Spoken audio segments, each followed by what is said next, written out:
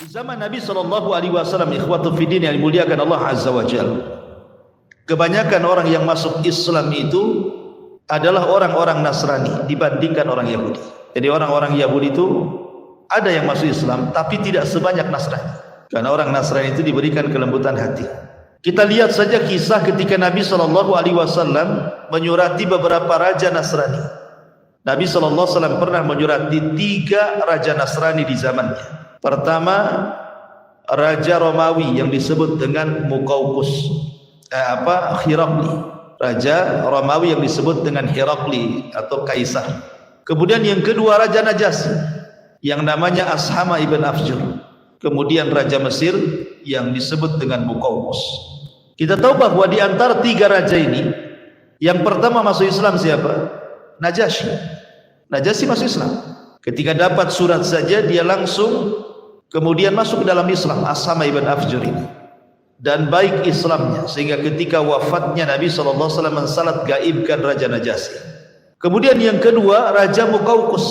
Raja Muqawqis, Raja Mesir ini, ketika Nabi SAW mengirim surat kepada Muqawqis, di mana isi suratnya Bismillahirrahmanirrahim, min Muhammad Rasulullah ilal Muqawqis adimul kibti, ila Muqawqis adimul kibti. Bismillahirrahmanirrahim, dari Muhammad ibn Abdullah dan Rasulnya kepada Muqawqis atau Muqawqis, pembesar Kibti, maksudnya Mesir. Kibti itu kabilah Fir'aun. Salamun ala man ittaba'al huda, keselamatan bagi siapapun yang mengikuti petunjuk. Amma ba'du, kata Rasul, fa inni ad'uka bida'watil Islam, dalam surat ini aku suruhkan kepada engkau wahai Muqawqis, masuklah ke dalam Islam. Aslim taslam, kalau engkau mau masuk Islam maka balasannya yu'tikallahu ajraka marratain, maka Allah akan berikan kau 2 pahala. Kemudian Rasul SAW mengajak dengan menyebut atau mencantumkan ayat qul ya ahlal kitab ta'alau ila kalimatin sawa bainana wa bainakum alla na'budu illallah wa la nusyriku bihi syai'an wa la nattakhidu ba'duna ba'dan arbaba min dunillah fa in tawallaw faqulu asyhadu bi anna muslimun.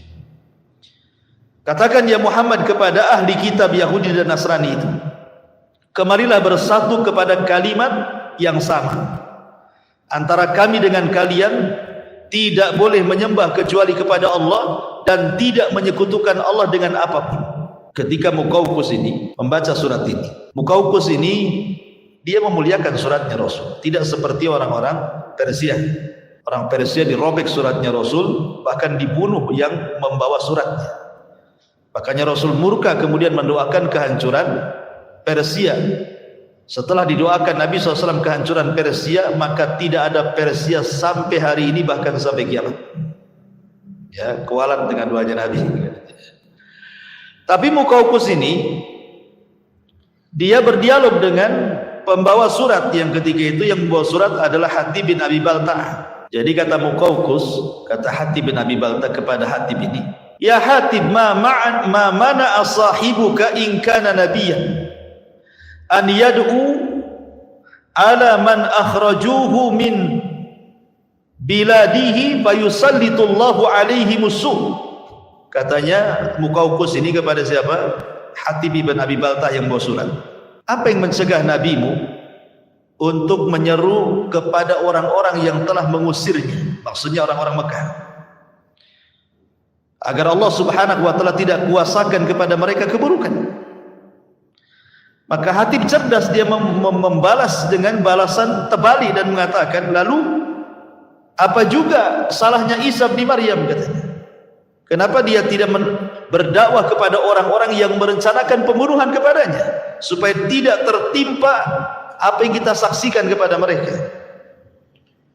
Maka jawaban cerdas ini kemudian Muqawqis muji Hatib bin Abi Balta'ah dan mengatakan, sungguh perkataanmu bijak sekali, karena engkau diutus dari orang bijak, maksudnya Nabi SAW. Dari situ kemudian Muqawqis karena menghormati suratnya Rasul, akhirnya memberikan 2 orang budak untuk dihantar pulang.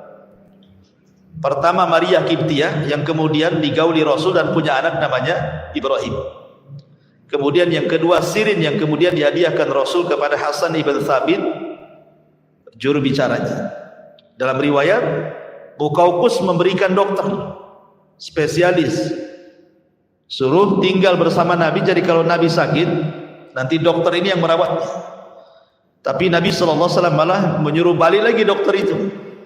Dan Rasul mengatakan, idhab la hajata lana anka, nahnu qaumun la na'kul hatta naju, wa idza akalna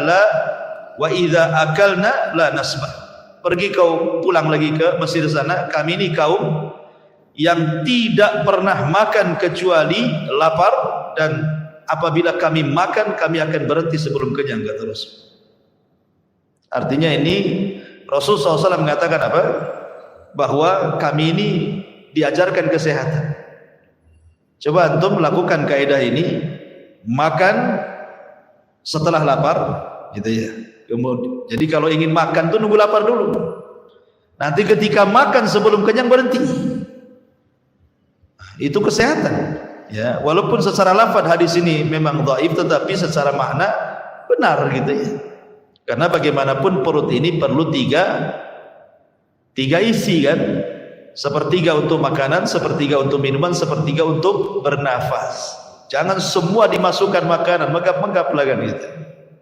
Akhirnya lemas, mau tidur saja, dan begitu seterusnya. Intinya walaupun belakangan akhirnya Muqawqis ini masuk Islam setelah kemudian Nabi SAW menguasai Mekah dan Madinah, dan kemudian mengutus utusan, dan belakangan Mesir menjadi negara Islam sampai hari ini gitu. Taib. Adapun Romawi Herakli ini ketika disurati Nabi SAW, dia sebenarnya sudah tertarik. Cuman karena takut kehilangan jabatan akhirnya menolak. Tetapi dia pun memuliakan surat Rasul SAW dan meletakkan di tempat yang terjaga. Ya, pokoknya dia tidak seperti raja-raja Persia gitu yang memang betul-betul ditolak. Baik, ma'asyiral muslimin yang dimuliakan Allah Subhanahu wa taala. Ada satu kisah yang menarik adalah ketika Nabi SAW mengirim surat ke Raja Herakli, itu kan sampai surat itu ke Syarahbil. Syarahbil itu penguasa bawahan Romawi. Lah ketika itu Syarahbil dan kabilah-kabilah yang mengekor kepada Romawi mendapatkan surat dari Nabi SAW itu berusaha untuk komunikasi dengan rahib, dengan pasturnya. Ini gimana nih surat ini? Apakah kita harus membenarkan surat ini ataukah kita mendustakan? Ini uskup ini, pasturnya pun tidak paham juga. Ya. Akhirnya kemudian kabilah-kabilah ini berkumpul. Bagaimana kalau kita datangi saja Muhammad itu, katanya. Akhirnya kemudian mereka datang kepada Nabi SAW. Ketika sampai di dekat Masjid Nabawi, mereka turun dan mengganti pakaian mereka dengan pakaian-pakaian indah, emas sutra-sutra. Ketika kemudian berjumpa dengan Rasul dan mengucapkan salam, Rasul kemudian berpaling begitu saja. Jadi orang-orang Nasrani ini bingung. Dan ini perjumpaan Nasrani pertama dengan Nabi. Ya, orang-orang Nasrani pertama berjumpa dengan Nabi, ini kisahnya. Jadi orang-orang ini ngomong sama Abu Bakar, sama Umar dan sahabat, gimana sih Muhammad itu? Dia yang kirim surat ke kami, ketika kami datang kok dia pergi, katanya. Maksudnya apa kan gitu ya? Akhirnya kemudian mereka bertanya kepada Ali bin Abi Thalib radhiyallahu anhu dan mengatakan, Rasul itu bukan tidak mau berjumpa dengan kalian. Masalahnya kalian itu menggunakan sutra dan emas. Kalau kalian kembali ke tempat kedatangan kalian, ganti lagi baju kalian dengan baju safar kalian, tidak perlu megah seperti ini. Pasti dia akan menemui kalian. Akhirnya kemudian orang-orang Nasrani ini balik ke tempat mereka datang, diganti lagi dengan pakaian safar, baru menghadap Rasul. Betul, Rasul menerimanya. Akhirnya kemudian setelah berjumpa dengan Nabi SAW, mereka bertanya kepada Nabi SAW soal siapa Isa. Ya Muhammad, ma taqulu fi Isa? Hai Muhammad, pendapat kamu tentang Isa itu apa? Maka Nabi SAW mengatakan, tunggu dulu, jawabannya besok. Akhirnya kemudian mereka menginap satu malam. Setelah besok mereka datang lagi kepada Rasul, kemudian bertanya lagi, mana jawabannya? Maka Nabi SAW kemudian membacakan ayat inna mathala Isa kamathali Adam khalaqahu min turab. Allah mengatakan sesungguhnya permisalan Isa itu sama dengan Adam. Allah ciptakan Adam dari tanah, summa yaqulu lahu kun fayakun. Lalu apa masalahnya dengan kalian? Isa sama dengan Adam. Kenapa kalian harus membesarkan Isa? Bukankah Allah Subhanahu wa taala juga menciptakan Adam sama? Kalau kalian katakan Isa tanpa bapak, Adam lebih hebat lagi, enggak ada bapak, enggak ada ibu. Kenapa kalian lebihkan pengagungan kepada Isa dan tidak dilebihkan kepada Adam gitu maksudnya? Ya ini kan logika Rasul ya kan? Mau mengatakan kepada mereka, tapi ucapan Rasul ini enggak diterima sama orang Nasrani. Akhirnya kemudian mereka mengatakan, kami tidak terima. Kata Nabi SAW, kalau tidak terima, ayo kita mubahalah katanya. Rasul mengajak mubahalah, saling melaknat. Ajak keluarga kalian kemari, saya akan kumpulkan keluarga saya, ayo kita saling laknat di sini, biar Allah yang menyaksikannya. Akhirnya setelah kemudian mereka pulang dan siap membahalah, di tengah jalan takut mereka. Gimana ya kalau nabi-nabi, kalau memang dia benar-benar nabi, celaka kita katanya. Akhirnya balik lagi, tidak mau mereka. Ya. Nggak mau dan mengatakan ya Muhammad kami tidak jadi mubahalah katanya. Sudah sekarang apa yang kau mau? Akhirnya kata Rasul mengatakan kalau kalian tidak mau masuk ke dalam agamaku maka akan harus bayar jizyah, upeti, kalau tidak saya perangi. Akhirnya mereka setuju bayar upeti. Kemudian mereka pulang. Di tengah jalan uskup ini, pendeta ini dengan saudaranya bertengkar.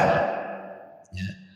Jadi suatu ketika nih di tengah jalan unta saudara uskup ini, saudara pendeta ini terperosok ke dalam lubang di padang pasir, tiba-tiba mencela Nabi.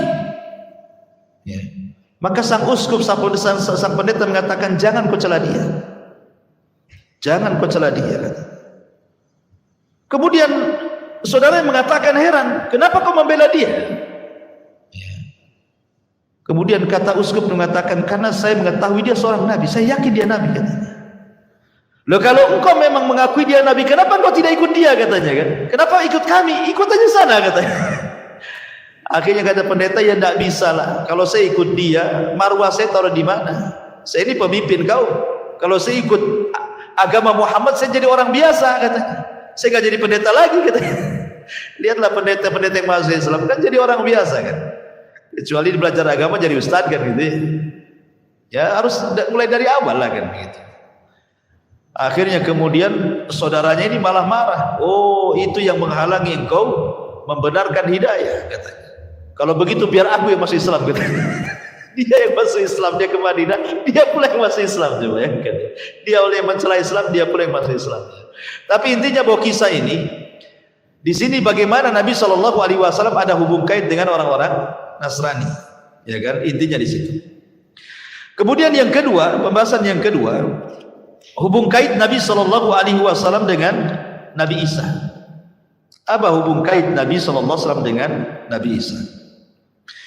Masyarakat muslimin yang dimuliakan Allah Subhanahu wa taala, dalam hadis Luqman ibn Amir, dia pernah mendengar Aba Umamah berkata kepada Nabi SAW, ya Nabi Allah, wahai Nabi Allah, dari mana kau memulai dakwah? Dari mana kau memulai dakwah? Maka Nabi SAW mengatakan, da'watu Ibrahim wa bushra Isa wara'at ummi annahu yakhruju minha nurun adha'at lahu qusur syam. Saya memulai dengan dakwahnya Ibrahim tauhid, dan saya memulai dengan kabar gembira yang diberikan kepada Isa akan kedatanganku.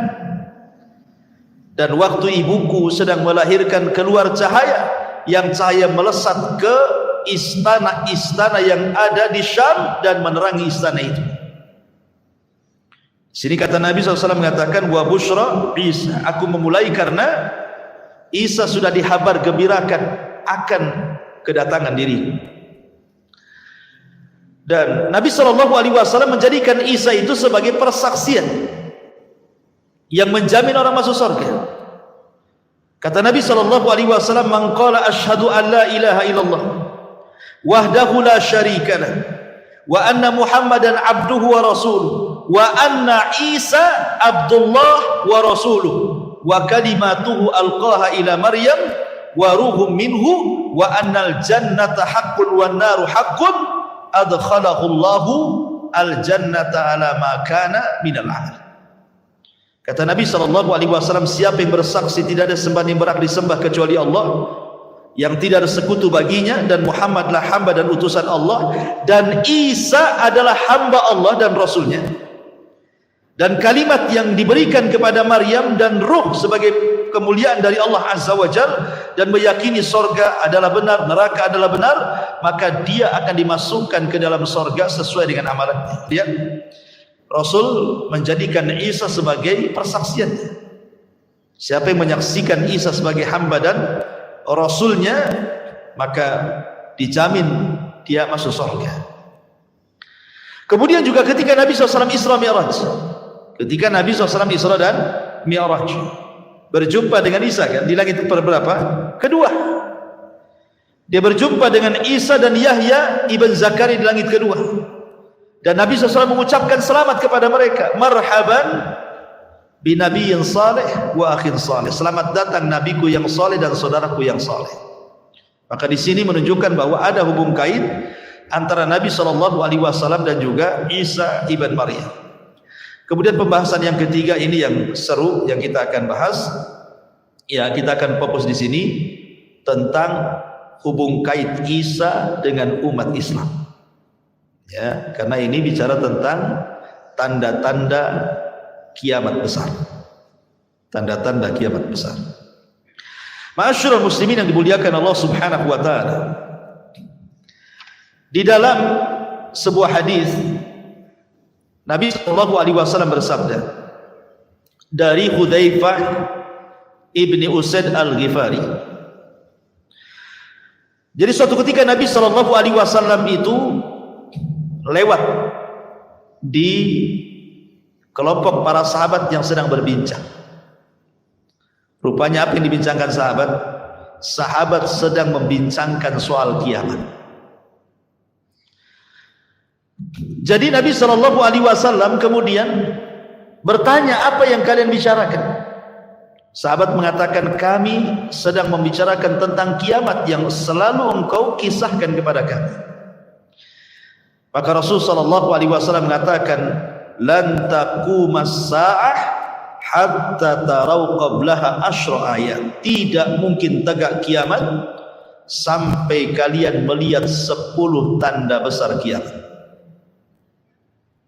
Kemudian Nabi SAW menyebutkan adanya dukhan, dajjal, binatang yang melata yang bisa bicara, keluarnya matahari dari arah barat, turunnya Isa bin Maryam, keluarnya Ya'juj dan Ma'juj, dan 3 gempa yang berturut-turut dari arah timur, barat, dan jazirah Arab, dan terakhir keluar api yang keluar dari Aden Yaman yang akan menggiring manusia sampai ke Syam.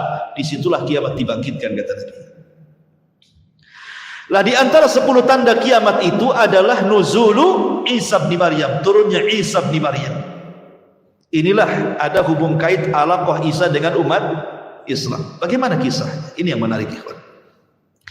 Ma'asyiral muslimin yang dimuliakan Allah Subhanahu wa taala. Ketika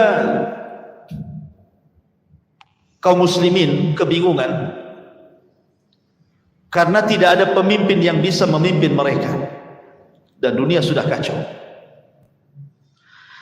maka tiba-tiba Allah Subhanahu wa taala takdirkan seorang keturunan Nabi dari Hasan ibnu Ali. Namanya sama dengan nama Rasul Muhammad dan nama bapaknya sama dengan nama bapak Rasul Abdullah, Muhammad ibn Abdullah Al-Hasani Al-Alawi. Muncul di Mekah. Kemudian Allah perbaiki dalam satu malam. Allah berikan kecerdasan. Kecerdasan dalam memimpin, bersiasat, perang, dan begitu seterusnya. Akhirnya orang-orang membaiat kepada orang ini yang disebut dengan Al-Mahdil Muntadhar, Imam Mahdi yang ditunggu-tunggu kaum muslimin. Akhirnya kemudian kemunculan Imam Mahdi ini terdengar oleh tentara yang ada di Syam.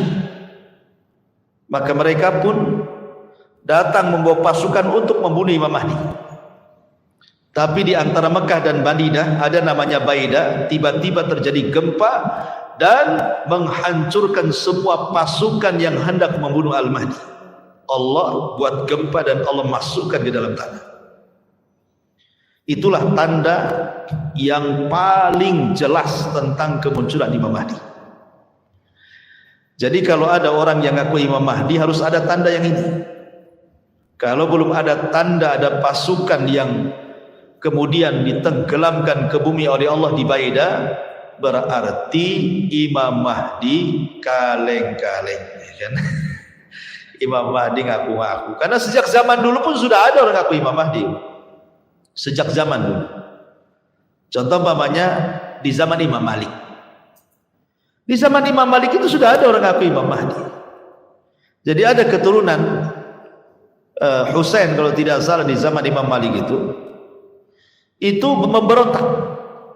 Namanya Muhammad ibn Abdullah juga, ya, memberontak kepada kerajaan Umayyah, kerajaan Abbasiyah. Dan orang-orang mengira bahwa itu Al-Mahdi. Lah kebetulan Imam Malik itu berfatwa, yang fatwanya bicara tentang talak. Apakah talak yang dipaksa itu jatuh atau tidak jatuh? Pamannya, saya pegang pistol, saya todongkan ke kepala antum, ceraikan istrimu. Kalau enggak saya ledakan kepalamu. Paksalah antum ceraikan istri. Pertanyaannya, talak yang dalam kondisi antum ini dipaksa seperti ini sah atau tidak? Gitu maksudnya. Maka Imam Malik mengatakan tidak sah, karena dipaksa. Enggak boleh talak itu dipaksa, ya kan? Lah fatwa Imam Malik dipelintir karena ketika itu terjadi pemberontakan oleh Muhammad ibn Abdullah, itu turunan keluarga Nabi, kepada Bani Abbasiyah. Seolah-olah fatwa Imam Malik yang mengatakan tidak sah ini memperkuat pemberontakan. Maksudnya gimana? Bani Abbasiyah ini merebut Bani Umayyah dengan cara paksa. Berarti menurut fatwa Imam Malik, talak dengan cara paksa itu tidak sah. Berarti merebut kekuasaan dengan cara paksa tidak sah juga. Gitu ya, dikait-kaitkan gitu ya. Berarti Bani Abbasiyah ini ketika merebut kekuasaan Bani Umayyah tidak sah karena dipaksa. Ketika itu terjadi pemberontakan, seolah-olah fatwa Imam Malik ini memperkuat pemberontak. Akhirnya oleh Gubernur Madinah, Imam Malik ditangkap dan dipenjarakan. Bahkan disiksa, dipukul sampai tulang bahunya patah. Sehingga Imam Malik itu kalau sholat tidak bisa, sehabis di penjara ini kalau sholat tidak bisa kayak kita begini. Jadi sholatnya gini, Allahu Akbar gitu. Jadi orang-orang mengira bahwa meletakkan tangan seperti ini itu madhabnya Malik. Ya, padahal Imam Malik tidak bisa meletakkan di dada karena sebab patah bahunya. Ya, begini jadi. Ya kan? Jadi orang-orang mengira ini madhabnya Imam Malik, padahal tidak. Karena dalam kitab Muwatta Imam Malik pun mencantumkan hadis tentang qabd, tentang meletakkan tangan kanan di tangan kiri dan di dada. Itu karena patah saja. Artinya di zaman Imam Malik kan sudah ada. Ya, bahkan dulu sebelumnya juga Umar bin Abdul Aziz disangka Imam Mahdi. Jadi sejak dulu itu prediksi Imam Mahdi sudah ada kan. Itu zaman dulu, apalagi zaman sekarang macam-macam Mahdi itu keluar. Mahdinya orang Medan lah, Mahdinya orang Jakarta gitu, macam-macam Mahdi. Mahdinya orang India gitu. Jadi tidak bisa kita ngaku Mahdi itu. Kenapa? Karena tandanya yang paling jelas kalau ada pasukan dari Syam hendak membunuh dia ketika saat pembaiatan di Makkah. Maksudnya di sekitar Ka'bah. Harus dibayat di sana. Bukan di Medan dibayatnya, harus bayat di Mekah. Ya. Dan pasukan yang akan membunuhnya harus tertimpa gempa di Baida antara Mekah dan Madinah. Kalau kita mendengar itu berarti memang yang dibayat Imam Mahdi, itu maksudnya. Singkat cerita, Imam Mahdi pun kemudian perang bersama kaum muslimin. Kemudian terjadilah perang yang disebut di dalam hadis itu sebagai Malhamatul Kubra, atau istilah Yahudi Armageddon, atau istilah kita Malhamatul Kubra, perang salib antara Islam dan orang-orang Romawi. Itu perang tidak ada yang lebih dahsyat dibandingkan perang itu. perang-perang dunia pertama, dunia kedua, atau mungkin akan dunia ketiga lagi gitu. Tidak sedahsyat perang itu, karena itu perang penghabisan. Kemana Yahudi? Yahudi tidak ikut di sini, ketakutan sembunyi dia.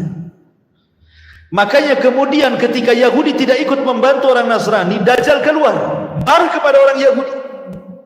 Karena kata Nabi SAW, Dajjal itu tidak keluar kecuali karena sebuah kemurkaan yang disuruh. Dan dia murka karena Yahudi diam saja ketakutan. Makanya Dajjal keluar di situ.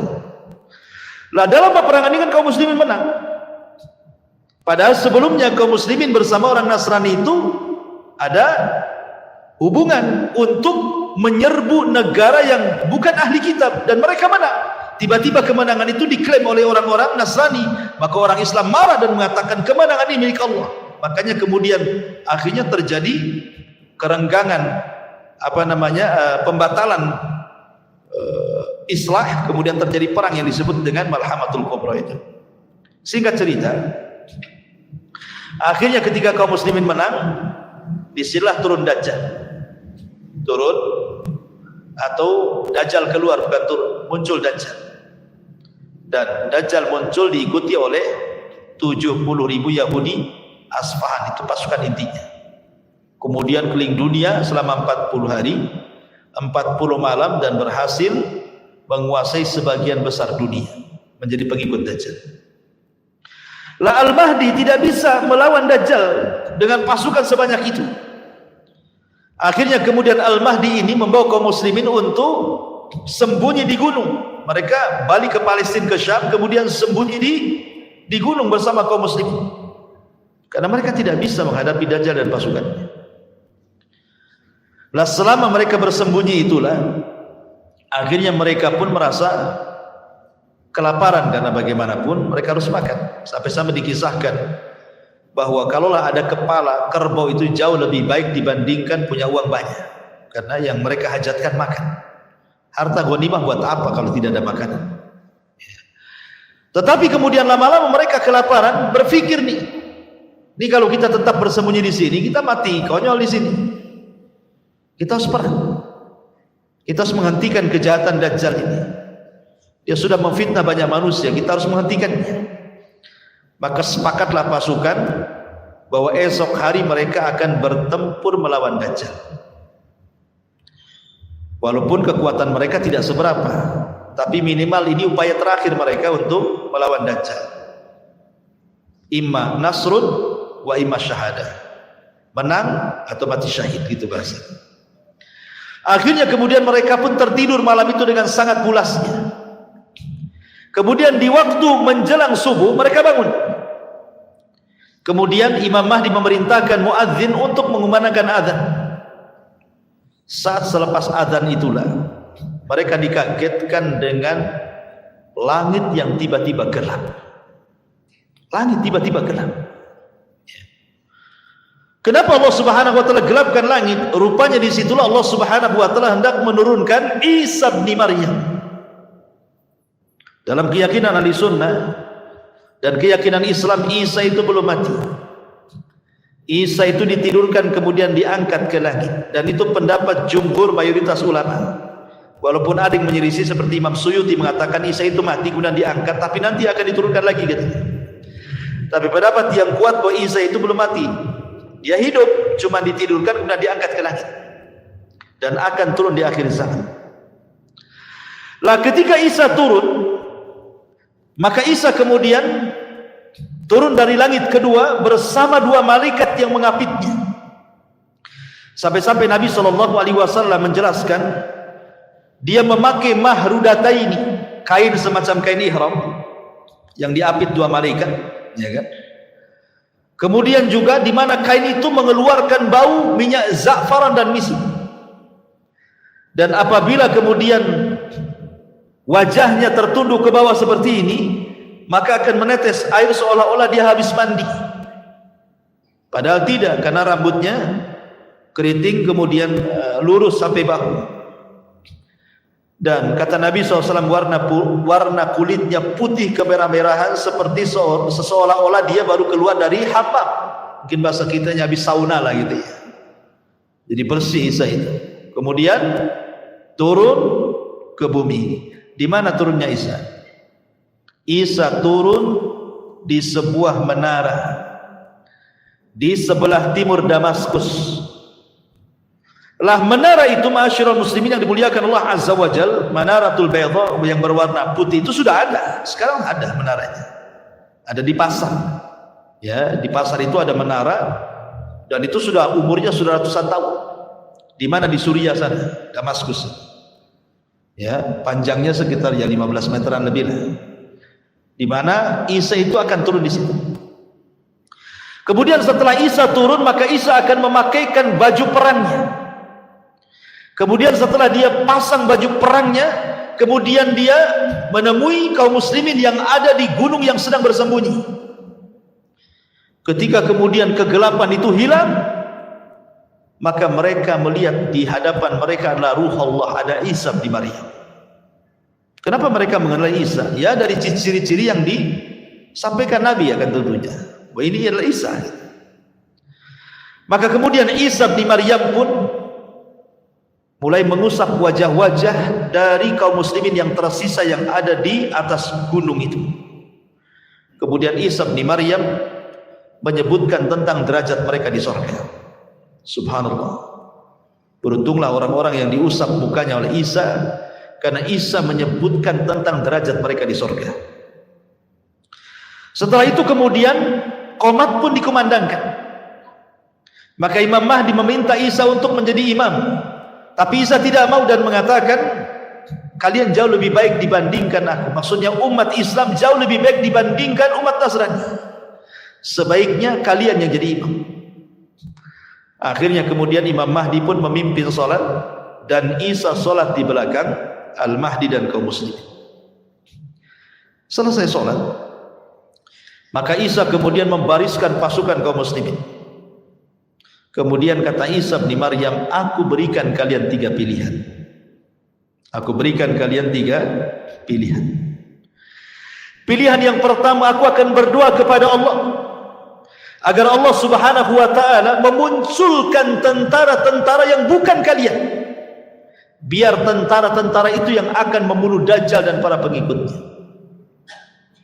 Yang kedua, atau aku akan berdoa kepada Allah agar Allah Subhanahu wa taala mengirim gempa untuk menenggelamkan Dajjal ke dasar bumi dan pasukannya, dan kalian tetap tinggal di sini.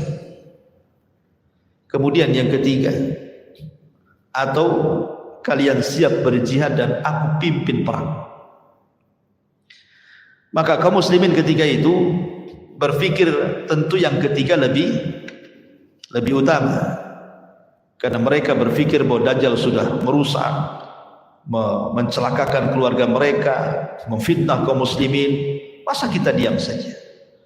Maka kata Al-Mahdi dan juga kaum muslimin, kita bergerak, kau pimpin kami perang. Akhirnya Isa pun yang mengomanda perang bersama Al-Mahdi Al-Muntadhir. Turunlah mereka selepas sholat subuh itu. Turun, kemudian berhadapan dengan Dajjal. Ma'asyiral muslimin yang dimuliakan Allah Azza wa Jalla, ketika Dajjal melihat Isa ini sudah tahu. Karena Isa itu membawa aura, ikhwan, aura yang menakutkan bagi orang-orang Yahudi, terutama Dajjal. Kenapa? Bayangkan Isa itu punya nafas. Yang nafasnya ini bisa membunuh setiap orang kafir sejauh mata memandang.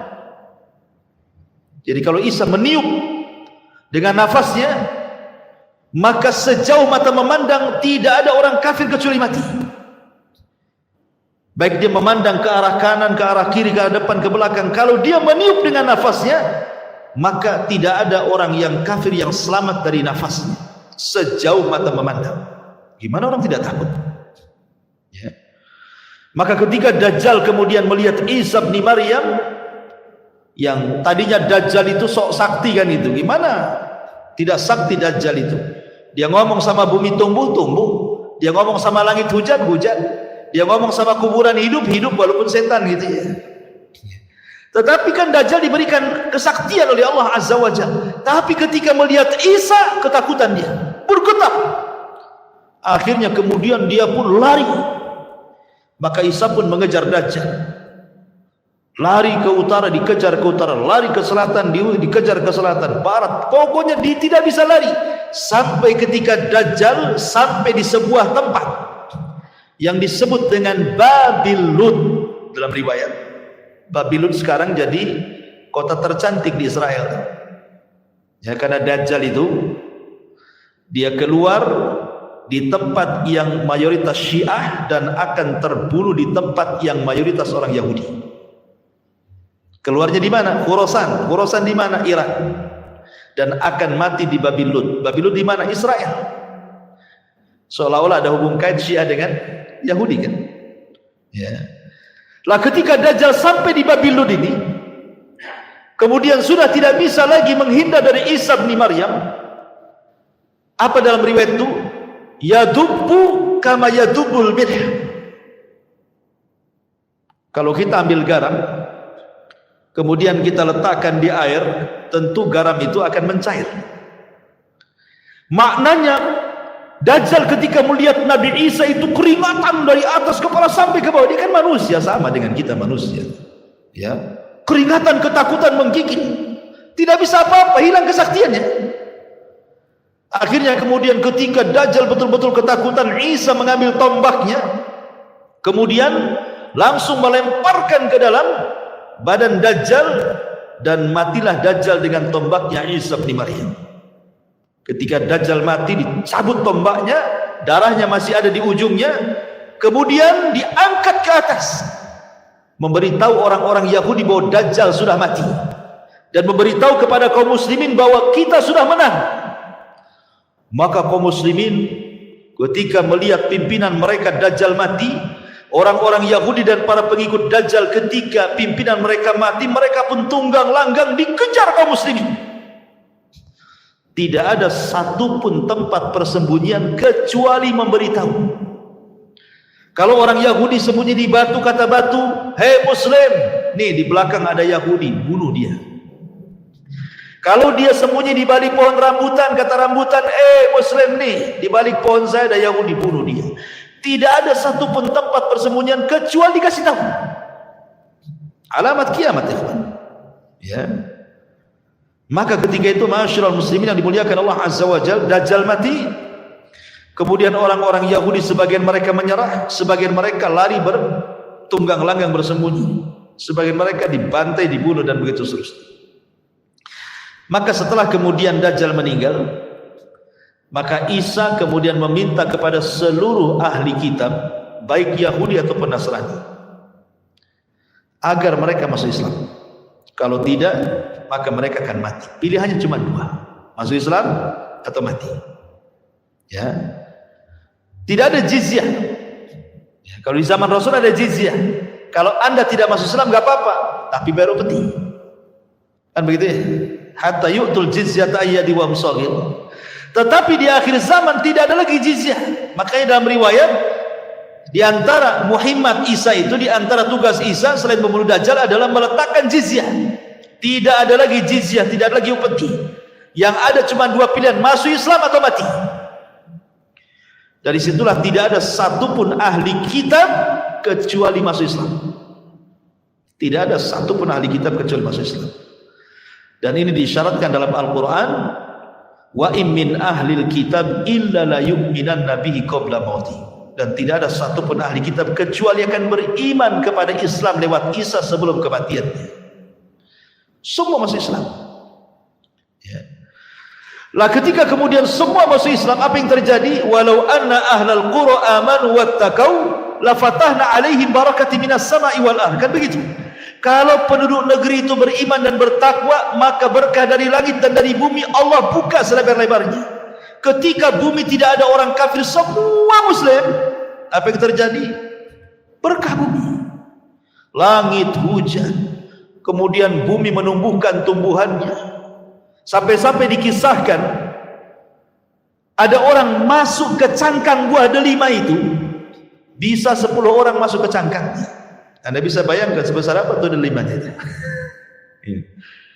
Ya. 10 orang masuk ke cangkang delima lo bisa masuk tuh. Saking suburnya gitu ya, saking berkahnya negeri itu. Makanya Rasul mengatakan, tuba, keberuntunganlah bagi orang-orang yang hidup di saat Isa bin Maryam hidup di akhir zaman. Karena nggak ada orang kafir, semua Islam, ya otomatis kan berkah semuanya, langit bumi berkah. Ma'asyiral muslimin, sampai dijelaskan, sampai tidak ada satupun binatang buas yang kemudian memangsa hewan lainnya. Jadi umpamanya kambing dengan harimau berkawan, gitu maksudnya. Singa dengan unta berkawan, nggak ada hasad-hasadan itu, nggak ada gitu. Sampai seperti itu gitu loh. Ya, sampai hewan-hewan buas dengan hewan zina itu bersahabat. Saking berkahnya ketika Isa itu diutus oleh Allah Azza wa Jalla, diturunkan ke bumi itu setelah meninggalnya Dajjal. Tetapi apakah kemudian berlangsung lama? Tidak juga. Rupanya setelah fitnah Dajjal ini, ada fitnah yang jauh lebih dahsyat lagi. Mereka sedang enak-enaknya dapat berkah, ya kan? Hidup tenang, hidup nyaman, berkah di mana-mana. Tiba-tiba muncul alamat kiamat yang ketiga. Munculnya Ya'juj dan Ma'juj. Tiba-tiba benteng yang pernah dibangun Dzulqarnain itu jebol. Padahal setiap hari Ya'juj dan Ma'juj itu melubangi benteng itu. Ya. Apabila sudah terlobangi, kemudian pimpinannya mengatakan besok lagi. Nanti malam kita istirahat, besok lagi kita lanjut gitu. Kalau besoknya lagi ke tempat yang digali, sudah nggak ada itu galiannya. Kembali nutup tanahnya. Setiap hari seperti itu. Tetapi kata Nabi SAW, nanti diilhamkan oleh Allah Azza wa Jalla kepada pemimpin Ya'juj dan Ma'juj mengatakan insya Allah. Sebab kata insya Allah inilah lubang itu jebol. Apa kata pimpinan Ya'juj dan Ma'juj? Nahfiru ghadan insya Allah. Besok kita gali lagi insya Allah.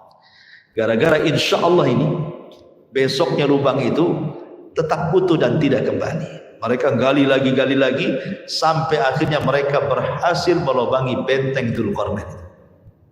Kata Al-Quran, dalam Al-Quran sampai Allah mengatakan min kulli hadabin yansil. Jadi keluarnya Ya'juj dan Ma'juj dari lubang itu seperti air yang tumpah dari ketinggian, saking banyaknya. Dari sini muncul, dari mana-mana Ya'juj dan Ma'juj itu. Bayangkan sahabat, bandingan manusia di zaman itu, satu dari kita 999 Ya'juj dan Ma'juj. Jadi kalau kita kelahi dengan Ya'juj dan Ma'juj itu, antum satu orang melawan 999 Ya'juj dan Ma'juj, menang nggak antum? Akan menang 10 orang aja. Kau antum 999 pula kan gitu ya, 1000 dikurangi 1, ya nggak mungkin menang. Makanya kata Nabi SAW mengatakan, nanti ada kaum yang tidak bisa diperangi, tidak bisa dibunuh, sebaiknya menghindar dari kaum ini. Maksud isyarat Nabi SAW dengan kata-kata seperti itu, maksudnya apa? Maksudnya Ya'juj dan Ma'juj tidak bisa memerangi sebanyak itu. Gimana caranya coba? Akhirnya kemudian terpaksa Isa bin Maryam mengajak kaum muslimin untuk mengungsi lagi ke gunung. Ini setelah meninggalnya Al-Mahdi. Karena Imam Mahdi itu kan berkuasa 7 tahun saja. Kalau Isa ini 40 tahun. Ya. Jadi Isa ini akhirnya membawa kaum muslimin untuk sembunyi di Bukit Tur. Semua kaum muslimin naik ke Bukit Tur. Hanya bisa memantau dari kejauhan. Cuman bedanya kalau Ya'juj dan Ma'juj dengan Dajjal itu, kalau Dajjal memfitnah agama, orang disuruhnya menyembah dia. Tapi Ya'juj dan Ma'juj fitnahnya beda, karena Ya'juj dan Ma'juj itu hanya merusak saja. Sampai-sampai nih ketika keluar dari benteng itu, orang yang paling depan ini, Ya'juj dan Ma'juj paling depan ini melewati Buhairah, melewati sungai bendungan Tiberias. Tiba-tiba sekali minum habis tuh danau Tiberias itu. Jadi yang belakang sudah nggak dapat tuh. Makanya bahasanya tidaklah melewati yang hijau kecuali kering, tidak melewati air kecuali kering. Semua dimakan dia. Dan ahli tafsir sampai mengatakan, termasuk dia juga memakan manusia, kanibal. Jadi kalau dia membunuh di luar rasnya, maka akan dibunuh dan dimakan dagingnya. Jadi kanibal, betul-betul kanibal. Lah Ya'juj dan Ma'juj ini merusak di bumi. Betul-betul dirusak bumi ini. Sampai semua manusia di bumi ketakutan karena setiap berjumpa dibantai, dibunuh, dibantai, dibunuh. Semua begitu. Sampai akhirnya ketika dia merasa tidak ada penduduk bumi yang dibunuh dia karena sudah terbunuh semuanya oleh dia, dia pun sombong. Kesombongannya sampai kemudian mengatakan di hadapan Allah, qatalna man fil ardi sanaqtuluhu man fis sam. Kami sudah membantai semua manusia yang ada di bumi. Sekarang giliran makhluk yang di langit kami bantai juga katanya. Itu sombong tuh.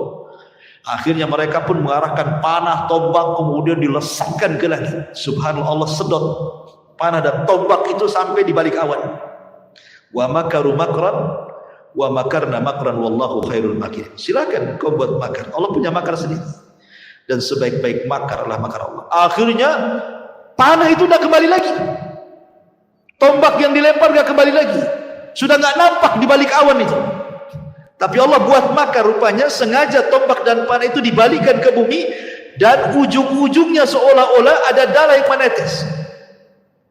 Jadi seolah-olah mereka sudah membantai yang di bumi dan yang di langit gitu maksudnya. Pada itu makarnya Allah, dibalikan lagi senjatanya. Ketika kemudian mereka makin sombong, maka Allah la yuhibbul mutakabbirin. Allah tidak suka dengan orang yang sombong. Maka Isa berdoa kepada Allah Azza wa Jalla, melihat kerusakan semakin rusak. Akhirnya Isa berdoa kepada Allah. Allah Subhanahu wa taala azab Ya'juj dan Ma'juj dengan cara apa? Dengan cara dikirim naghaf. Naghaf itu seperti dun, ulat kecil, ya kan? Jadi saat Ya'juj sedang tertidur, tiba-tiba di masing-masing tengkuk Ya'juj dan Ma'juj ada ulat yang menggigit dan masuk ke kepalanya. Itulah yang membunuh Ya'juj dan Ma'juj. Anehnya lagi, satu mati semua. Bukan ini dulu mati, besok ini enggak. Ya, kayak matikan kontak listrik. Pamannya ini listrik satu Al-Fajr ini cuma satu stop kontak gitu. Sekali mati ya mati semua gitu maksudnya. Serentak matinya itu. Subhanallah, bayangkan ya. Kuasa Allah.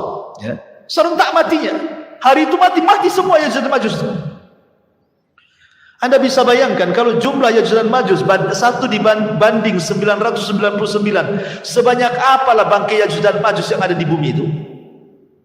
Tentu tidak ada satu jengkal di bumi kecuali ada bangkainya kan?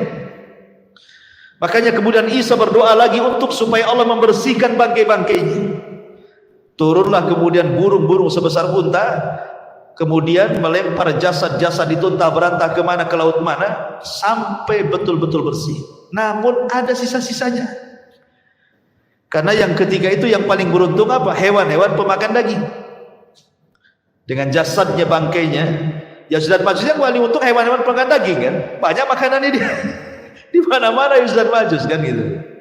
Sehingga sisa-sisa mungkin darah kering itu masih banyak di bumi ini. Makanya kemudian Isa berdoa ketiga kalinya agar Allah menurunkan hujan dan menghempaskan sisa Ya'juj Ma'juj dimasukkan ke dalam air lautan.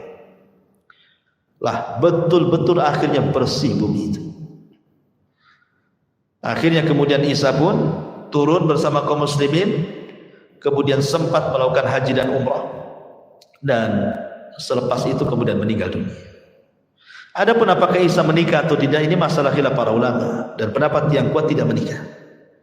Walaupun tidak menafikan, ada yang berpendapat bahwa Isa menikah dan punya anak. Namun apa hikmahnya, pertanyaannya? Kenapa Isa diturunkan? Untuk apa diturunkan itu? Dan kenapa mesti Isa? Bukankah para nabi banyak? Kenapa tidak Ibrahim saja turun? Kenapa tidak Adam saja turun? Kenapa tidak Nuh saja turun? Kenapa mesti Isa yang turun, itu maksudnya? Sebagian para ulama menjawab bahwa karena Nabi Allah Isa alaihi salatu wasallam dihabarkan kepadanya tentang akan kelahiran sosok Nabi akhirul zaman dan umatnya sebaik-baik umat. Maka Isa berdoa kepada Allah agar menjadi umat Nabi. Makanya Isa diturunkan karena dia berdoa ingin menjadi umat Nabi. Makanya Isa ketika turun di akhir zaman bukan hanya seorang nabi tetapi sahabat Nabi. Kenapa disebut sahabat Nabi? Karena dia berjumpa dengan Nabi. Apa definisi sahabat? Manusia yang berjumpa dengan Nabi, beriman dengan Nabi, mati di atas agama Nabi. Itulah Isa. Berjumpa dengan Nabi saat Isra Mi'raj. Ya. Kalau semua Nabi berjumpa dengan arwahnya, Isa berjumpa dengan fisik dan arwahnya. Berjumpa dengan Nabi, masuk Islam, sholat di belakang Imam Mahdi, mati bersama kaum muslimin. Ya. Nabi plus sahabat dan umat Nabi SAW. Jadi itu kenapa kemudian Isa itu, kenapa mesti Isa yang turun? Karena Isa tahu bahwa umat Rasul umat terbaik dan ia ingin menjadi umatnya, makanya Isa yang diturunkan dibandingkan yang lain. Yang kedua, Isa itu sama dengan Adam. Sebagaimana Allah mengatakan, inna mathala Isa kamathali Adam khalaqahu min turab. Ya. Isa itu sama dengan Adam, diciptakan dari tanah. Maka makhluk yang diciptakan dari tanah harus kembali ke tanah. Isa kan sudah diangkat di langit. Di langit kedua dengan ruh dan jasad. Dia harus turun. Dia tidak mungkin mati di langit. Dia harus mati di bumi. Maka diturunkan supaya mati di bumi, karena dia tercipta dari tanah, kembali ke tanah. Kemudian yang ketiga, membantah sama orang-orang Yahudi yang mereka mengklaim bahwa nahnu qatalna al-Masih ibn Maryam. Orang Yahudi mengatakan kami sudah membunuh Isa, kami sudah menyalibnya. Tiba-tiba Isa turun, kata Isa, mana? Saya masih hidup, saya tak disalib. Ya. Atau membantah orang-orang Nasrani juga yang mengatakan Isa Tuhan, Isa anak Tuhan, Isa satu di antara tiga Tuhan. Buktinya sholat di belakang Imam Mahdi. Masa hamba sholat kemudian dia mati? Masa Tuhan mati? Ya kan? Ya. Kemudian juga di antara hikmah Isa turun itu supaya izharul Islam, bahwa Islam itu akan kembali jaya. Dan dengan turunnya Isa bin Maryam menjadi umat Rasul, kemudian berjuang bersama Al-Mahdi, itulah kejayaan Islam di zaman itu, sampai bisa bunuh Dajjal dan bisa berdoa kepada Allah agar mengazab Ya'juj dan Ma'juj. Islam akhirnya kuat lagi di zaman itu kan. Ma'asyiral muslimin yang dimuliakan Allah Azza wa Jalla, dan itulah di antara hikmah kenapa kemudian Isa diturunkan ke bumi. Dan dari sini kita tahu bahwa ada alaqah, hubung kait antara Isa dengan umat Islam di akhir zaman.